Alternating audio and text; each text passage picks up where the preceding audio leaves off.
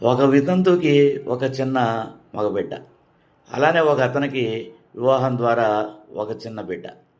అయితే అతని యొక్క భార్య మరణించిన తర్వాత ఈవిడిని ప్రేమించి ఇద్దరు వివాహం చేసుకున్నారు.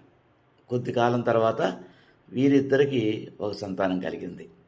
అయితే భర్త మనిద్దరికీ కలిగినటువంటి సంతానాన్ని, నా సంతానాన్ని మాత్రమే మనం పోషించాలి, నీకు జన్మించినటువంటి బిడ్డని నువ్వు బయటికి పంపించేయాలని చెప్తున్నాడు. అప్పుడు ఆవిడ, నీకు ఒక బిడ్డ ఉంది, నాకు ఒక బిడ్డ ఉంది, మనిద్దరికీ ఒక బిడ్డ పుట్టారు, కాబట్టి ముగ్గురిని మనం చూడాల్సిన బాధ్యత ఉందంటే ఆ భర్త ససేమిరా అని ఆమె నివేదించడం మొదలుపెట్టాడు. అప్పుడు ఆమె ఏం చేయాలి అని ఆలోచిస్తూ ఎంతోమంది దగ్గరికి తిరుగుతూ ఉంది. మరి మన దగ్గరికి వస్తే మనమేం తీర్పు చెబుతామో ఒక్కసారి కామెంట్ చేస్తారు కదూ.